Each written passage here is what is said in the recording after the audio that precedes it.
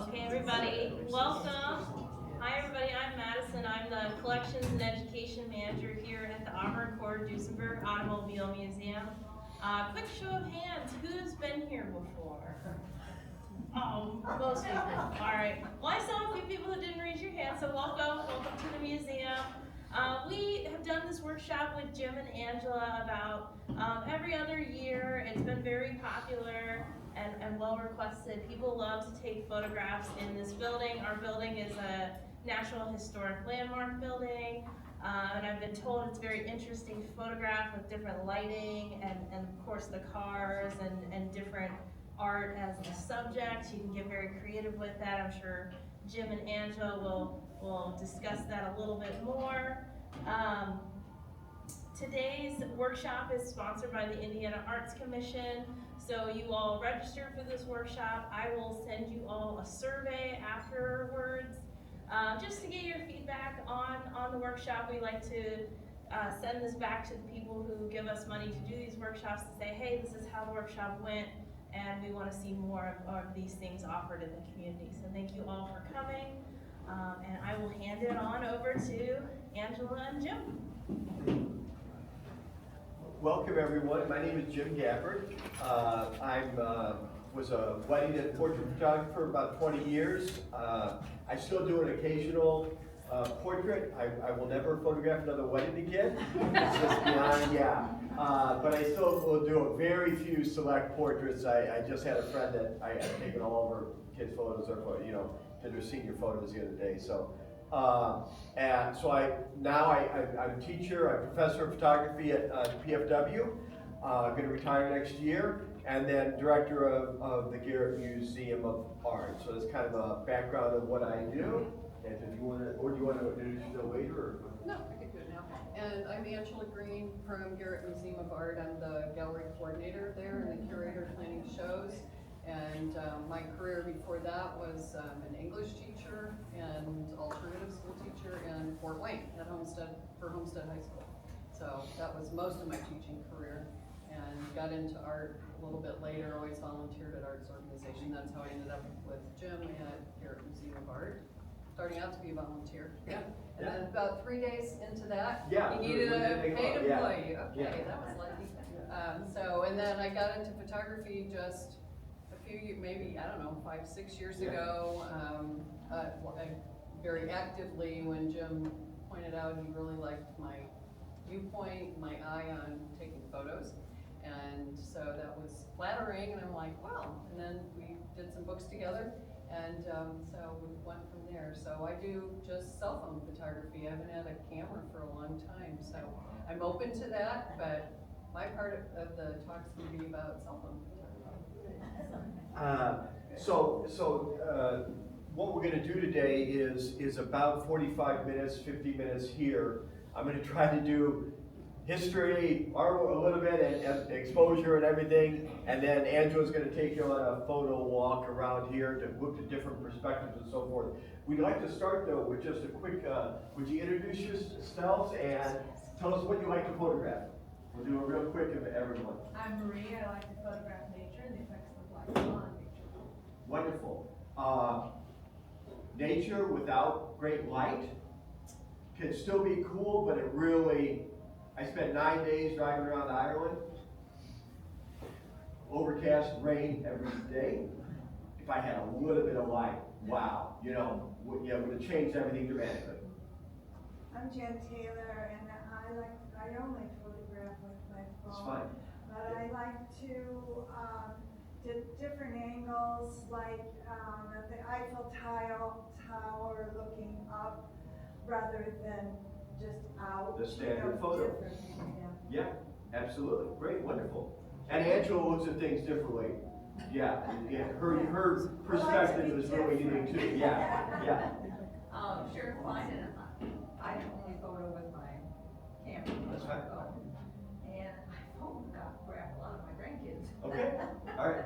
Well, there's that great quote that the best camera to have is the one that's with you. So yeah, there are some advantages and disadvantages, but the best one is the one you have. Yeah. I'm Diane Wells, and I photograph a lot of things. I really like architecture, landscapes, and I take a lot of pictures when I'm traveling. Wonderful. I'm Stephanie Weissong. I started out wanting to do portraits, and I quickly moved to nature, just anything outside. Okay, yeah. I'm Gary Bell. I'm all photographing, here. And I'm basically a guy who finished out. Wonderful. I am Frenchie. I mostly do like action pictures, like a bit for the school where my kids are going, and I do stuff fire department and like law enforcement and stuff like that. Okay, wonderful. Hi, I'm Nikki Hendricks. I started photographing portraits of coal mills and places like that in 2000, and then that got the bug bite me. So I did weddings until everybody became a photographer, and money wasn't there. But I'm getting into landscape and macro and things like that. Okay, wonderful. I can't talk too well. That's fine. I'm Al Walshaw. I've done weddings, I've done everything. I used to have all equipment like you had. Yeah. CA was mine. I had a DSLR back when they Yeah. first did them, like 4 meg or something. Right, yeah, the early This ones. doesn't do enough job anymore. Yeah. We're here to enjoy the city. Okay, I'm Maria Wampshaw. okay. I have a commercial art degree from University of Wisconsin, Wonderful. and I worked at North American Van Lines in the media department, took a lot of pictures of trucks Yeah. All right. and people. Yeah. Okay. Sure. Hey, my name's Jared. I have a really popular Facebook page called All Forest Works.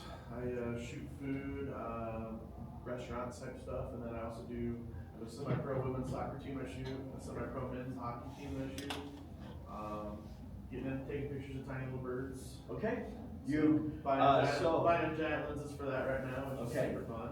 I talked about, briefly about that. Food photography is a whole different genre. It is, it's a lot harder than you think. I quit my full-time job 2 Yeah. years ago to do it. Yeah. So It's a whole do nother it every genre. day. Yeah. I'm Paulette Bentley, and I spent my working career in architecture, and I was responsible for hiring photographers Okay. to photograph the projects that the firms did, and I quickly learned that the exterior photographers were easy to come by, and they could get it on a sunny day with the light. Getting the interior shots took a lot more time, and I always made sure I was there for those, because we had to move things, move the angle, the furnishings, Yep. just to get the right shot. And I really enjoyed that work. As far as me being a photographer, I mostly photograph things to paint later, or my grandkids. Okay. Yeah. I'm Robin, and I'm a photo photographer. I guess what I like is the outdoor pictures, water towers, birds, animals, things like that. Wonderful. I'm Ron. I take pictures of things I want to see again or things I want to share with other people. Okay. I'm Alyssa Wellington. I'm actually the director of marketing here at the museum. Okay. And I thought this was really cool, and I was like, I'm going to participate. All right. So I'm very excited to be here. So obviously I love taking pictures of cars, super fun. But even outside of my work, I like just taking photos of things that bring me joy. So if things are outside, or if I'm at another museum or anything, things that are just kind of like eye-catching. And I like paying attention to little details that maybe people don't always catch. So. Okay. All right. Wonderful. I'm John Thon. I spent 30 years as an elementary art teacher, I don't know anything really about photography, but I'd like to take pictures and get back to doing some illustrations. So mine's predominantly just self-serving. Okay. All right. That's fine. Yeah. Mark Zimmerman. Typically I shoot mostly sports car races, so I like long lens, slow shutter, action type shots. Okay. I'm Robin Neal. Shoot automotive, architecture, portraits, so Wonderful. I'm Cindy McGee, and I like a little bit everything. Okay. That's fine. Yeah. Great. I'm Lori DeWitt, and it's been a hobby for me for quite a while. I find it to be like therapy. Okay. And I like a large range of things, from wildlife to macros to people, events, street photography. My desire is for people to see and feel what I see and feel when I take a photo. And Wonderful. that feels like a winner. Any Whenever that interesting happens. way of looking at it? Yeah. Yeah. Okay. Well, wonderful. Two things real quickly. Mentioned birds and detail. Not to plug the Garrett Museum of Art, but there's a wonderful photography exhibit right now. 52 pieces. Mitch's work is hard to describe, but beautiful. There's some birds, there's some attention to detail. Stop by if you can. And then the other plug there in July, we have an Associated Press photographer coming in. He's the only photographer for Prince's last European tour. 5 never before seen photos of Prince, as well as some other incredible street photography. So keep that in mind as you go through. So the way we're going to do this is I'm going to talk a little bit of technical, how your cameras will look, just to get you to know and be familiar with that. Whether you're using a cell phone or a camera, some of the ideas are the same in terms of how the camera takes a photo. Before we start though, I thought since we are in a historic building, we might do a little just very quick history of some of the great historical photos. Everybody remember this one? Just a beautiful, that Depression era type photography. What's great from this, at a composition standpoint, is the bread line and the world's highest standard of living and the contrast in that. You probably all, in my opinion, one of the top 2 mother-child photos ever taken. The other one is by Sebastian Salgado. But Migrant Mother has become that iconic photo that we remember from that Depression era type time. Julia Margaret Cameron in the late 1800s, King Arthur, or recreating that idea of King Arthur and his 3 daughters. One of the great sports photos ever taken. Muhammad Ali, or would he have been Cassius Clay at that time? I can't remember. Any of you in the sports? And you all know this one, the iconic, that they didn't know, 30 years later, I think they tracked down who those 2 people were. That's Dorothea Lange and the old type of cameras that used to be used. She was the one that took Migrant Mother, that photo. She was one of the early greats. That's another one that Dorothea Lange took this one too. We'll talk a little bit about composition, everyone. That photo without the billboard is not the same story. You get rid of the billboard, and it's 2 people walking on the road. Now all of a sudden, these people can't take the train because they can't afford the train. So composition is huge in photography and art. The rule of thirds, or what I call the tool of thirds, and how you compose your photos is huge. Whole different story without that billboard in the sign. So this is an instance where you don't crop. Don't zoom in on those 2 guys. Otherwise, it's just 2 guys walking down the street. Okay? This was another Depression era photo, but it wasn't as widely used. Any idea why? Kids. What's that? No kids. No kids. 2 things. Yeah, no kids, and he's a little too good looking. And looks like an actress. It honestly. It looks like Clark Gable. Yeah, it looks like Clark Gable. It looks like a movie, 2 actors on a movie set. So it was never really as widely used to promote how bad things were because of how, they both wrote, Edward Weston's Pepper photo, oddly enough, considered one of the great photos because it resembles a back. You'd be shocked at how much this goes for if you can find a print of it. Governor of California made a huge bet. Nobody knew if a horse's hooves, all 4 left the ground at one time. So they fashioned up a way to take the photo, and they do.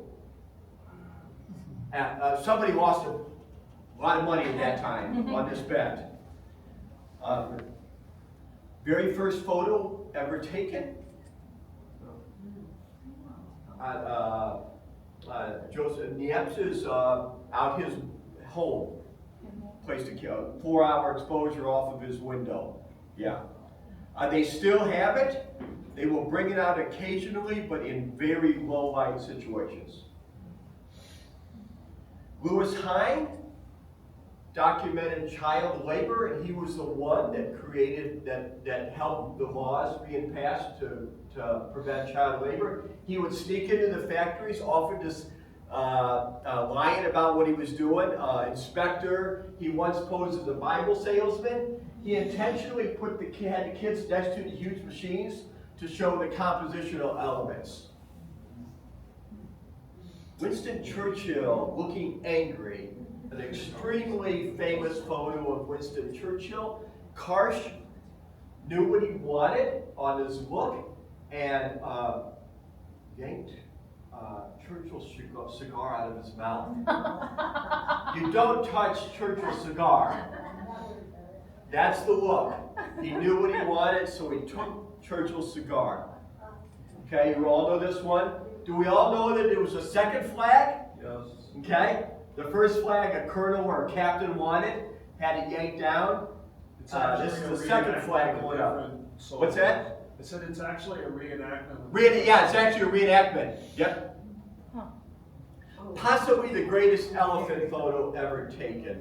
David Yarrow, in my opinion, the greatest elephant photo taken. He was lying on the ground. Perspective, everyone. Kids, your grandkids, do not take the photo like this.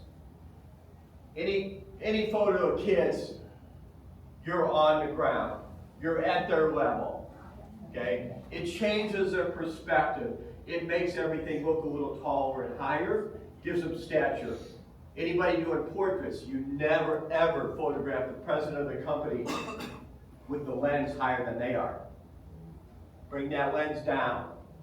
Okay? It changes their perspective. He's lying on the ground.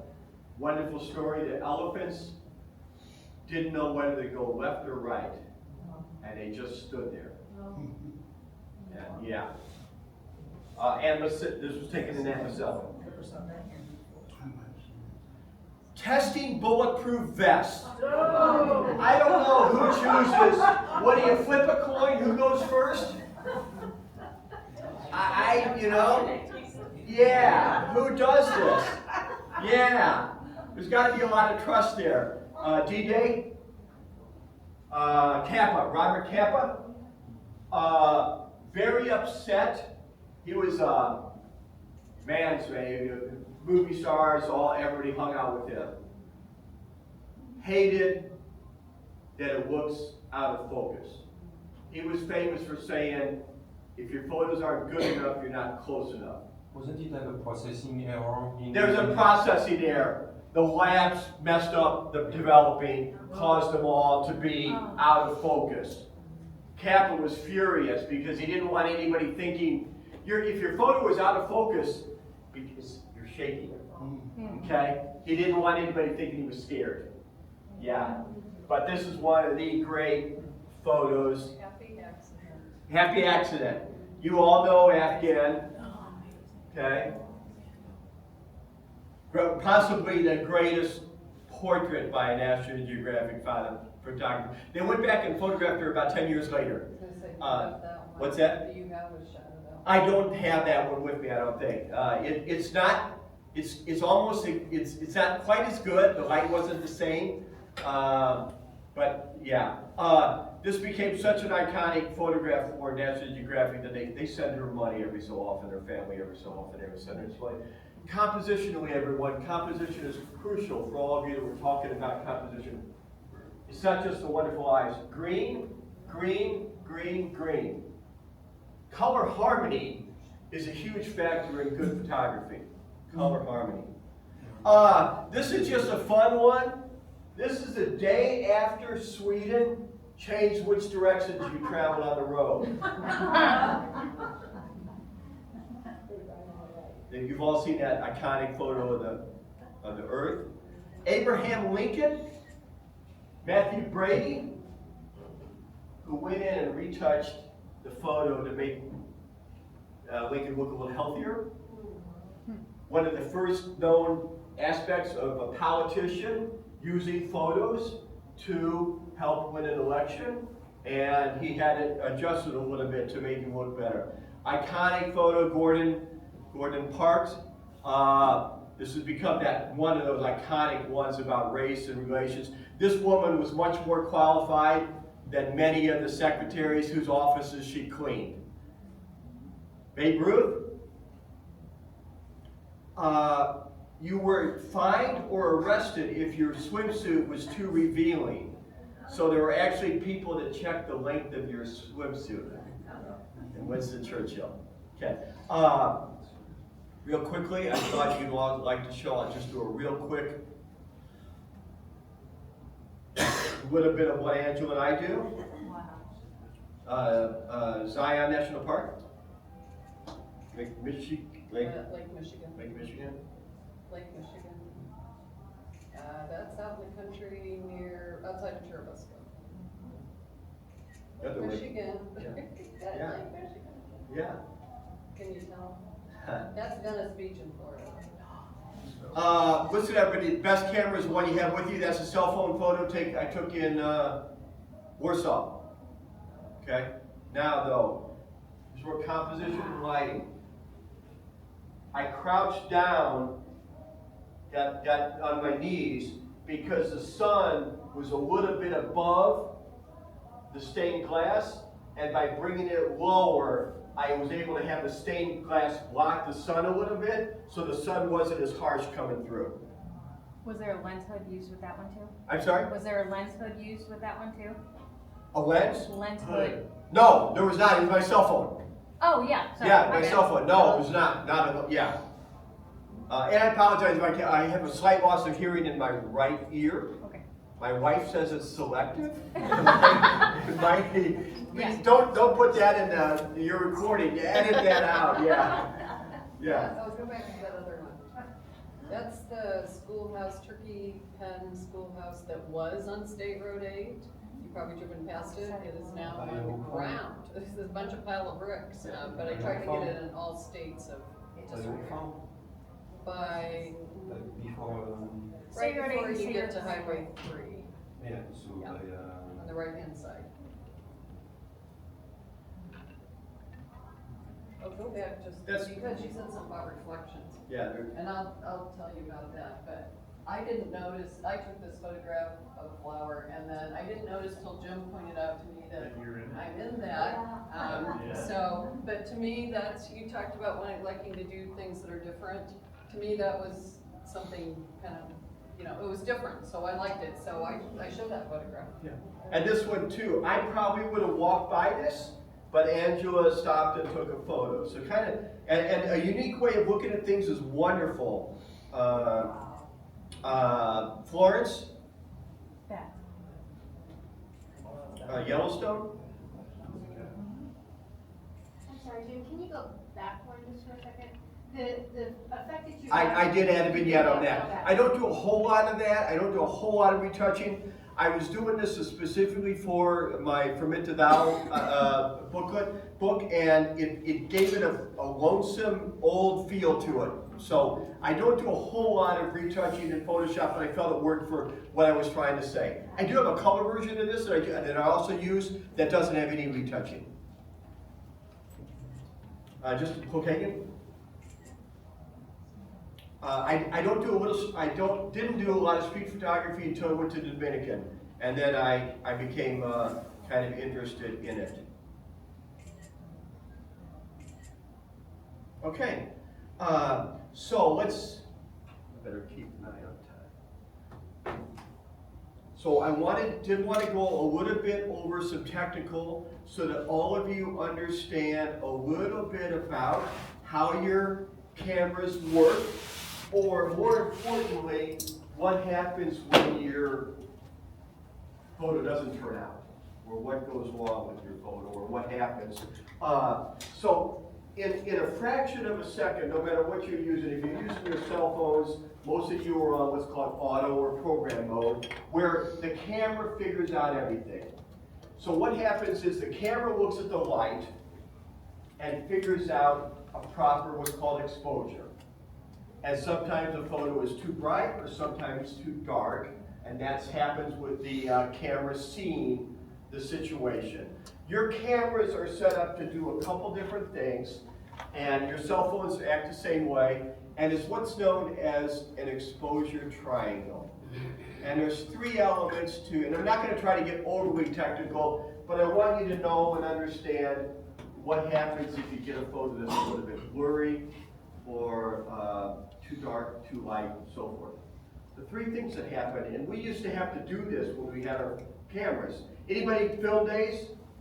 Anybody take film? All right, so we have some film photographers here, okay? So you kind of know the first one, which is called ISO.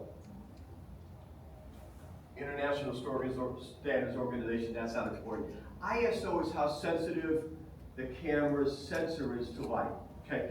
Used to be years ago, you took film, and you took a photo, and the photo was captured on film, okay? Now it's captured on a sensor, okay? The general rule of thumb, the bigger and better the sensor, the better the overall photo, or for my purposes, I print big. Nature, I take a lot of nature photos, I print big, 16 by 20, 20 by 24, I've even gone 24 by 30 at times. So I print big, okay? General rule of thumb, the bigger and better the sensor, the better the photo.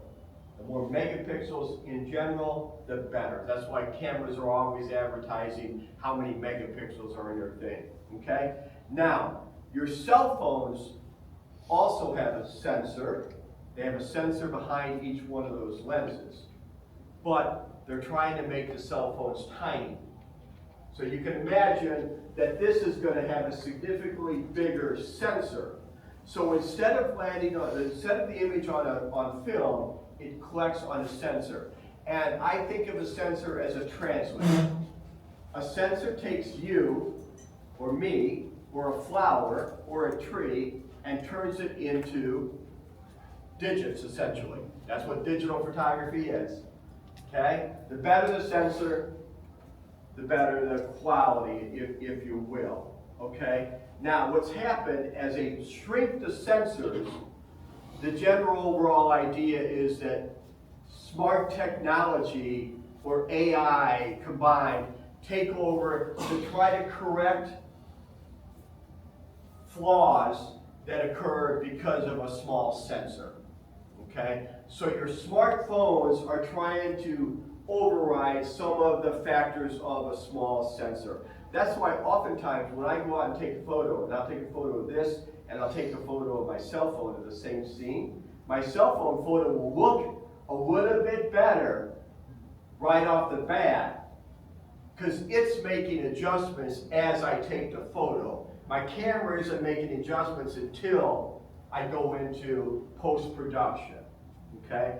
So your cell phones, because they have a smaller sensor, are trying to inherently correct some of the faults by a small sensor, okay? ISO, exposure, and so forth. So ISO, it's a sensitivity. Basically what happens is this. As there is less light to take a photo of, the ISO increases, okay? And I don't want to get too much into it, but ISO, if you ever see any numbers on your camera, like 200, 400, 800, 1600, those are ISA numeric values, okay? The big thing to understand with ISO is the higher the ISO or the higher the sensitivity, the less light needed to take a photo. Okay, that's just a general rule of thumb. But the higher the ISO, the greater the noise. So if you ever get a photo that has a lot of dots in it, back in film days we called it grain. Now we call it noise. So if you ever get a file or a photo that has a lot of noise in it, it's because your cell phone increased the ISO to increase the sensitivity in a low light situation. Okay? That's a general, that's where ISO and noise become your dominant factor.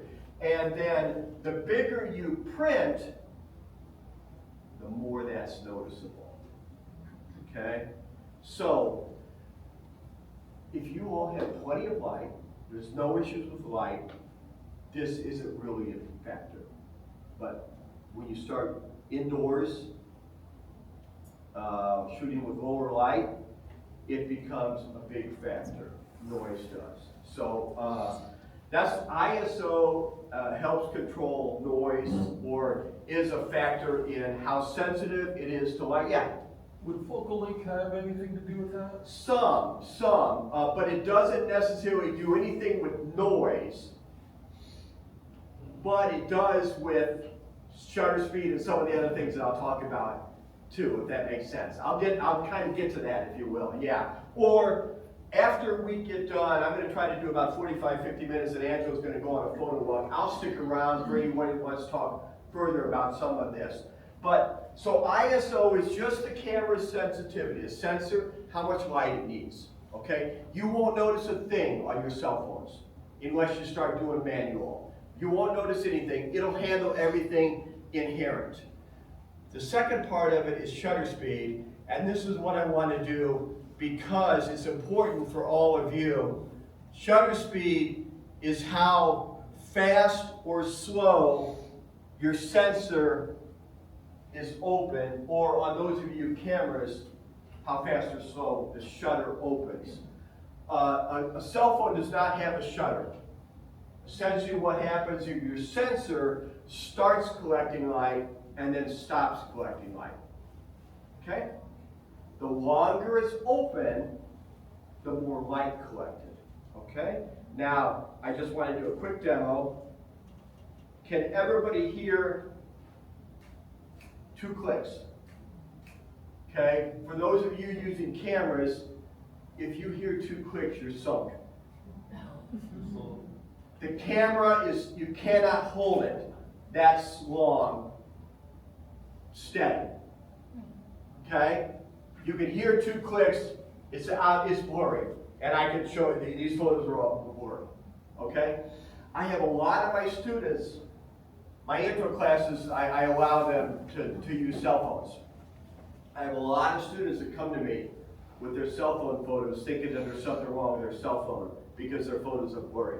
It has nothing to do with that. It's a low light situation. Their cell phone, if your cell phone stays open longer, you have got to hold that really steady. So shutter speed, as long as it's fast enough, it doesn't really alter the quality of the photo. However, race car photo, right? Who did the racing? So like panning is usually, yeah. You hear the 2 clicks. You hear the 2 clicks, but you're intentionally trying to do that. But if you want to absolutely stop the action of the car, you're shooting at a faster shutter speed, and you're changing the shutter speed for action. Who did the sports photography? Who did? Yeah. So you're usually trying to stop action there. So that's where your shutter, if you're too slow of a shutter, that photo right here would have been taken long ago when shutter speeds, that person, they were not driving that car. Had they been driving that car, the shutter speeds back then were too slow to stop action, okay? So adjusting your shutter speed to stop action or pan or create blur is an effect.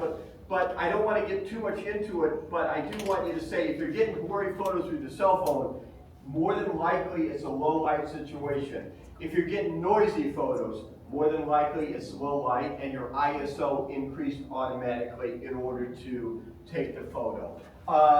These are all correct photos.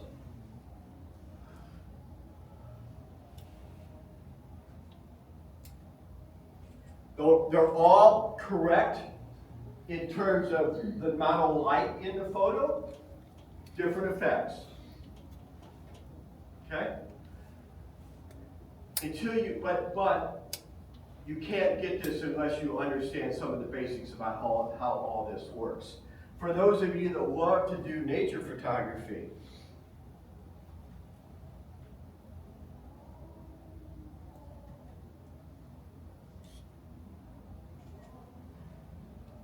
this glass slide effect of the water is caused by a slow shutter speed.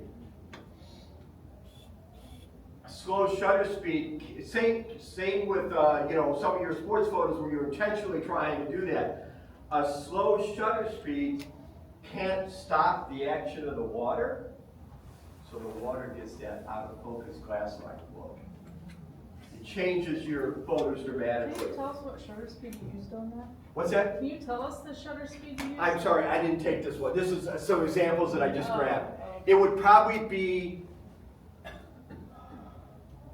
A filter? lower than a 15th of a second, an eighth of a second, something like that, maybe even a half second. So yeah, I'm sorry, a lot of these, most of these photos now are stuff that I just grabbed for demo purposes. Now I did do this, I do use this. Now the downside is you have to have a tripod. So you're going out into nature carrying a tripod. That's the downside of it, but it makes the photos, can make the photos much more dramatic. In fact, let me look at another one real quickly. I would consider this photo average if it was just a photo of the creek or the river. But because that becomes almost glass-like or marble, and that's caused by a slow shutter speed. Okay? Now, the rocks and the trees aren't moving, so it doesn't matter, because they're not moving. It's when the movement starts that shutter speed becomes that issue.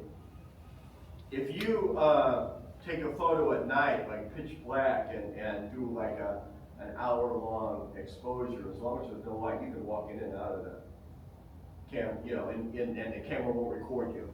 So, but because the trees and the rocks aren't moving, that shutter softens that water, and in my opinion, makes that photo significantly better.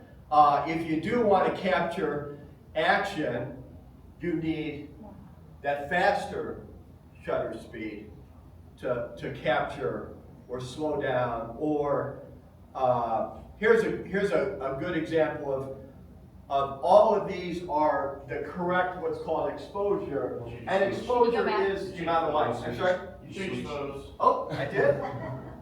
Did it automatically do that, or? That's caused by a slow shutter right there.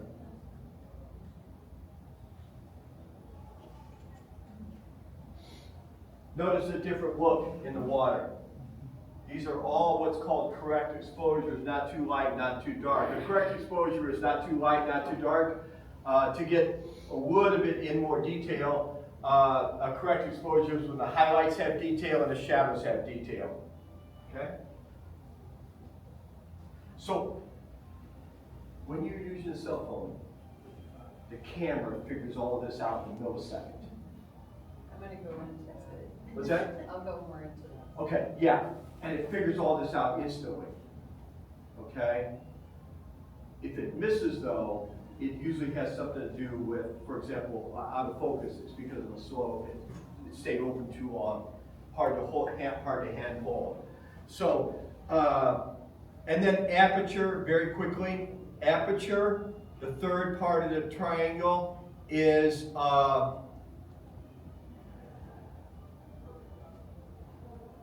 right here. Your lens opens up. Your sensor opens up. Your lens and your cameras open up. The wider it opens, the more light gathered in. Okay? Very simple as that. Think of it as your eye. At 2 o'clock at night, with all the lights turned off, you're sleeping, somebody comes in and turns the lights on, our eyes are open. Or when you go to the eye doctor and you get dilated and you go outside, what's happening is, as it gets darker, your lens is opening up, And then all of a sudden the lights are turned on and and your eye is trying to shrink. That's what aperture is. Okay? In a nutshell, how wide your sensor opens up. The wider it opens, the more light collected. So ISO, aperture, and shutter speed all work together in conjunction with each other. I won't go into the details of numeric values of each one, but if anybody wants to talk to me afterwards while you go on your walk, I can. Okay. Any quick questions about, I'll get to focal point later. Any quick questions about exposure? Okay. Next thing I want to talk about real quickly is color balance or white balance.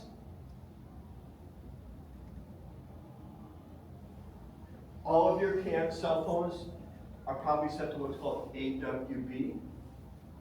White balance is the camera's ability to capture something white under whatever lighting there is. Has anybody got a yellow or blue photo? Anybody? Okay, I'll show you one.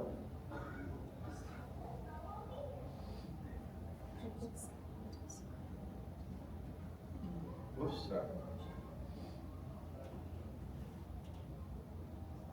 This photo taken out of my family. What do you notice about it? Blue and cyan. Our eyes automatically know your shirt is white, no matter where we go. We go outside, that's white. Look at the back wall and see the yellowish on there. Tungsten fluorescent lights throw a yellowish cast onto your photos. Shade puts a blue cast on your photos. It was a sunny day out, but it was hot, so we stayed in the shade. That caused that photo to turn blue. Having gone out in the sun, your cell phones and your cameras on what's called auto white balance are calibrated, and you don't need to know this, but for something called Kelvin temperature. And our cameras are calibrated in what's called 5,500 degrees Kelvin temperature. And what that means is our cameras and cell phones are calibrated for a bright sunny day at about 1 o'clock in the afternoon. Anything that's not a bright sunny day at 1 o'clock in the afternoon can cause your color to go off. In fact, if you go to Menards or Lowe's, you can buy light bulbs. You can see a little icon on it of a sun. Or you can buy light bulbs. They're usually around 5,000 K, the letter K after it. That is a light bulb close to daylight balance, which means that accurate color will happen. Color balance is crucial. If you take that with a bride's white dress, and that white dress is blue, you know how much trouble you are as a professional. You did some weddings. You know how much trouble you are if a bride's dress is blue? Thank God for Photoshop. Yeah. You are in massive trouble. Yeah. So color balance is simply the camera's ability to accurately record white no matter what. You don't need to remember this too much, but if your photo turns out blue, that's what happened. Or oftentimes if you have a person, you take a photo of your grandkid and they're here, it's going to be a little bit yellowish. You can see that little bit of yellowish. It's going to turn that photo a little bit yellow. Your camera tries to automatically correct for that. The biggest trouble it has is if you're indoors and there's a lamp on and there's a window, or there's a fluorescent light overhead. It has trouble when there's a lot of different lights.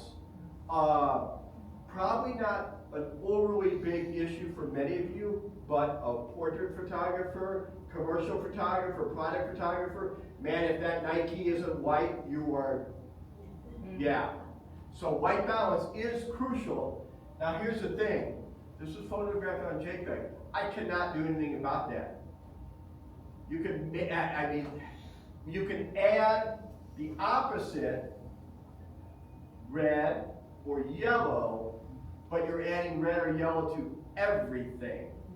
And all of a sudden the face is getting, So there's not much I can do about that. Photoshop is great, or post-production is great. What I'd rather have is you get it right to begin with. Unfortunately, the most common phrase in photography now is "I'll fix it in Photoshop." And I try to teach my students that let's get it right, and then use Photoshop creatively. My dog got partially in the way, as you can see in that bottom photo, but that's instantly recognized as a blue photo because of composition, okay, because of the color balance. Okay, and how? Well, if we want to have time. Okay, I will do one last thing in composition. And the rule of thirds.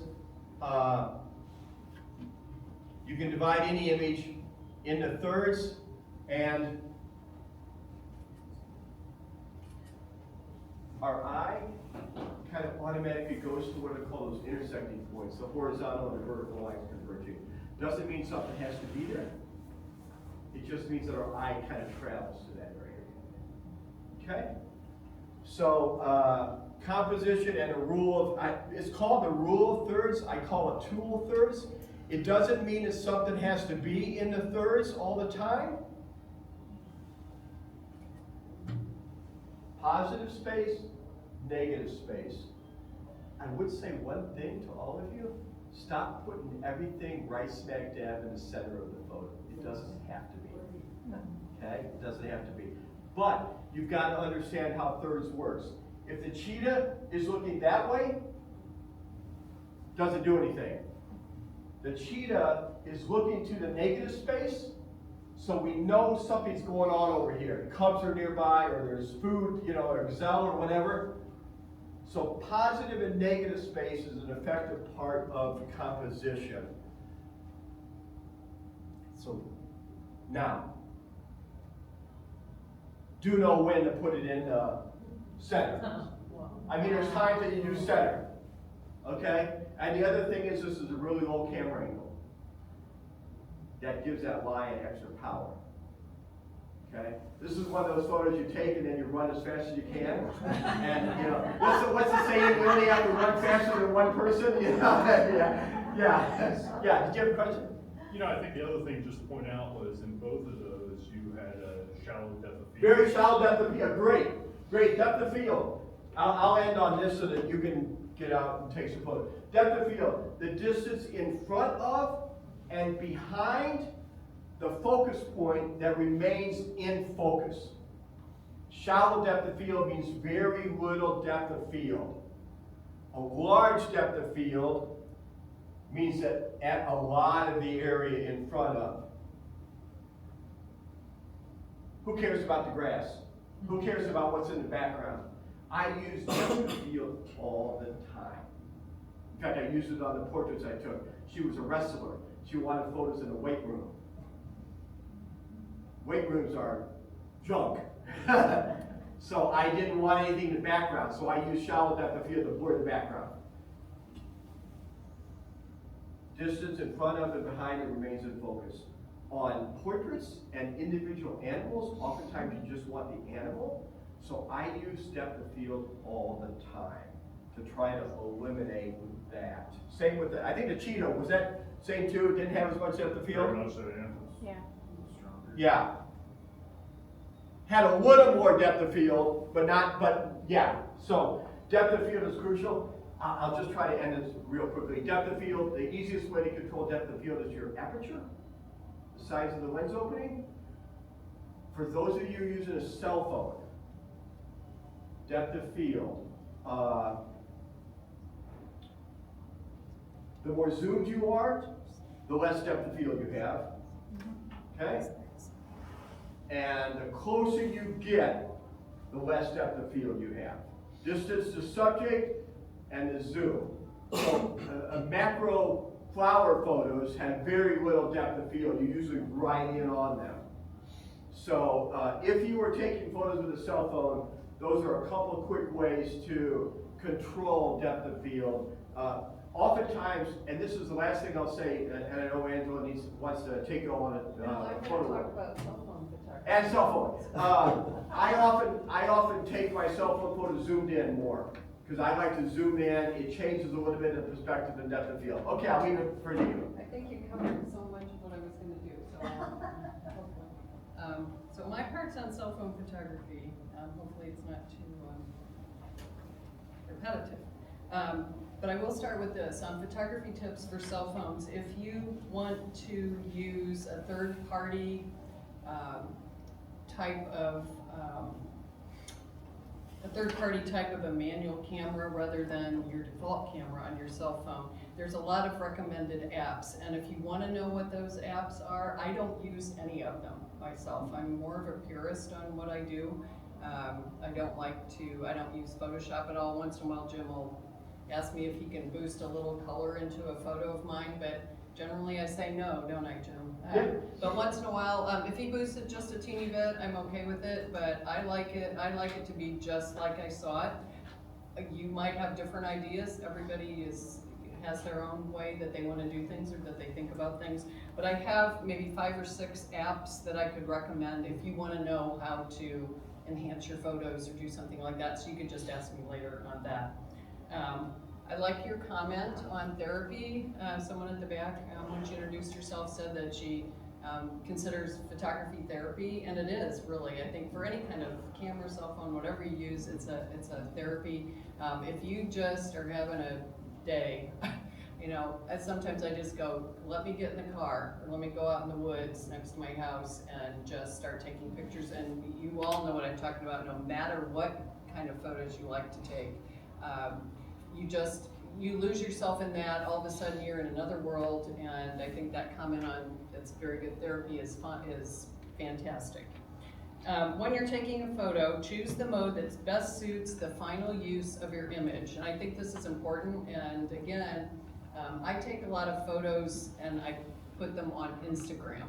I don't use Facebook or anything else, but mostly Instagram, and I'm always telling Jim because he's suggesting, and he's right, I should take some horizontal photos, but I hardly ever turn my camera because most of you know if you use Instagram a lot, it puts the gray lines at the top and bottom, and I can't stand that. I want everybody to see the whole photo, but I need to expand that for other reasons on things that we develop for our own photography shows.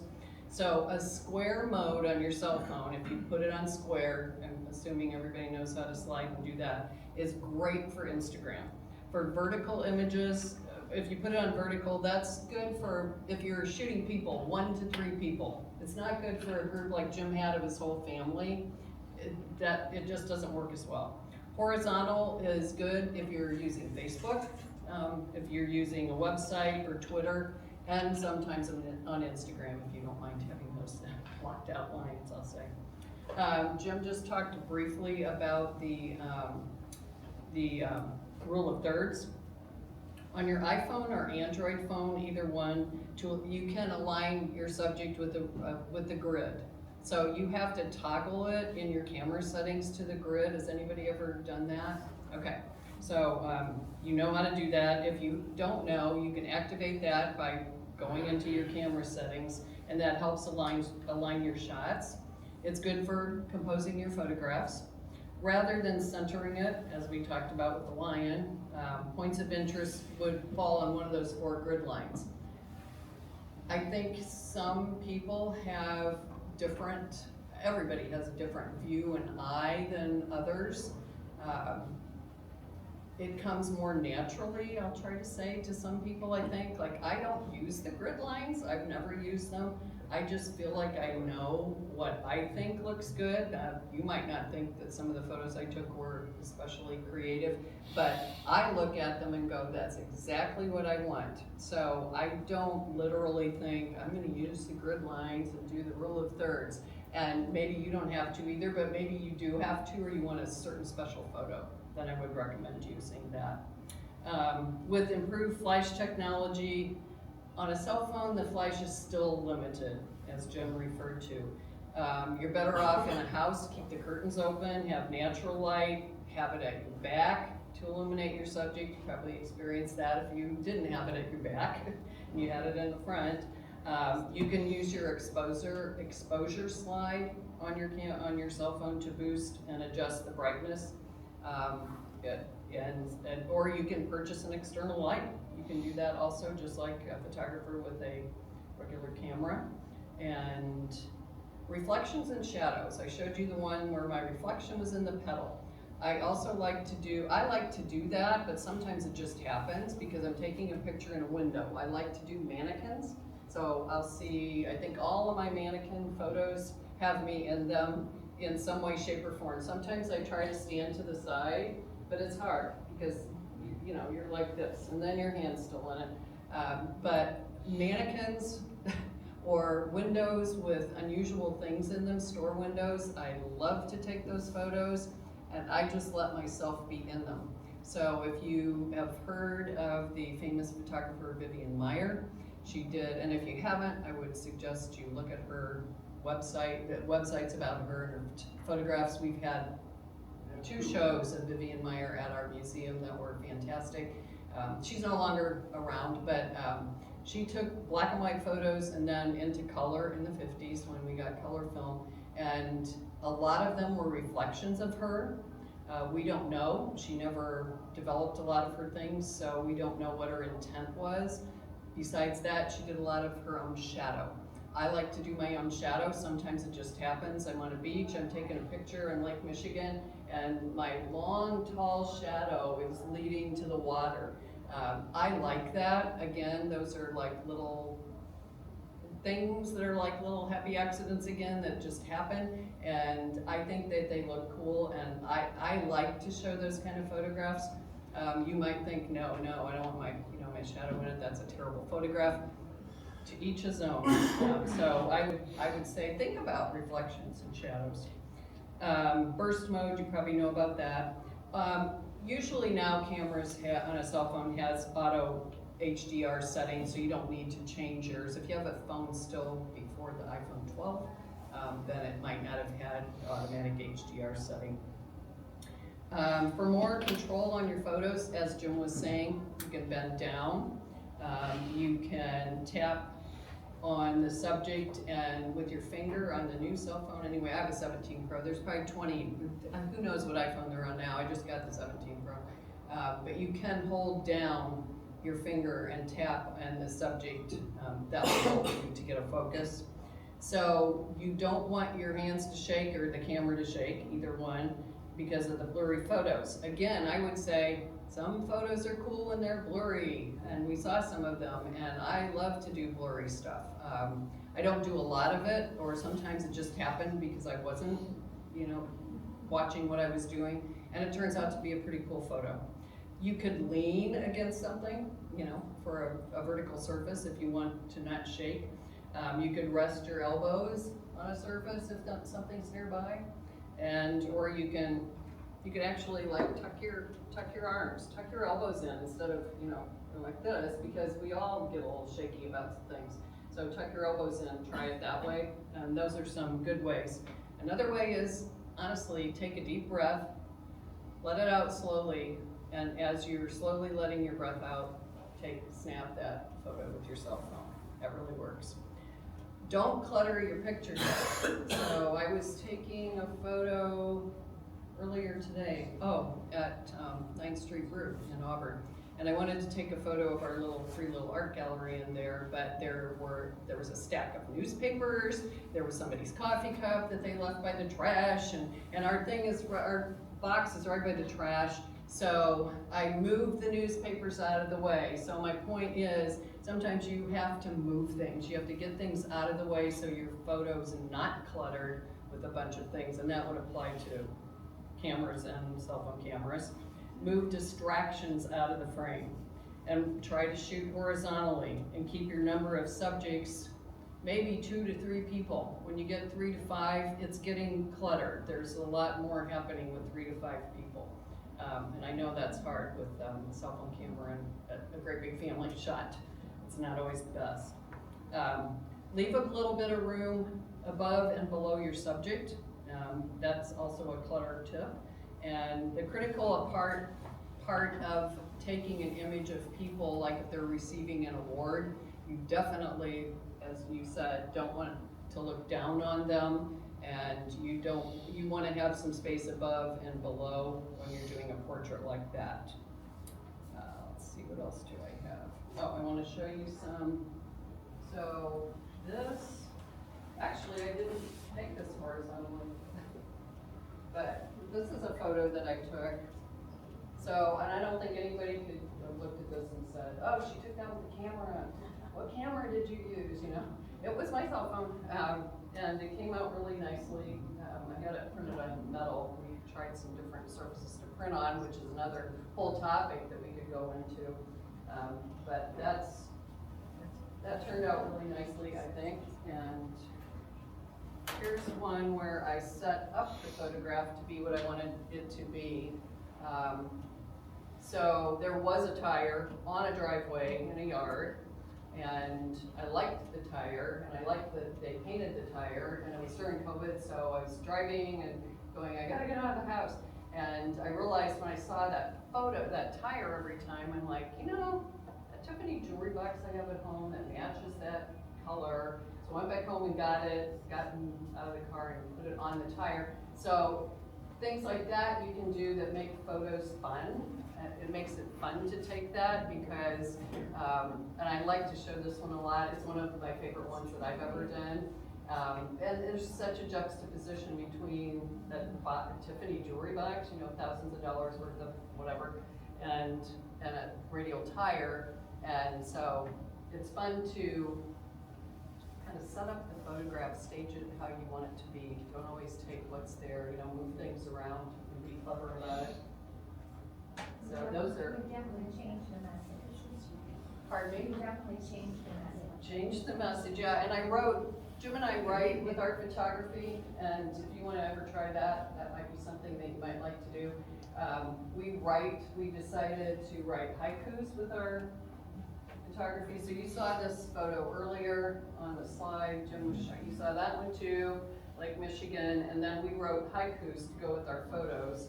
So there's actually a writing that goes with the Tiffany that has to do with what you said, quite a juxtaposition. So if you're interested in looking at what you can do with publishing your own little books of photos, I just brought a couple of ours so you can see what we do with that, and it's fun, and the writing added a lot to it. So that's my part. Do you have questions? Anybody have a question before we take off downstairs?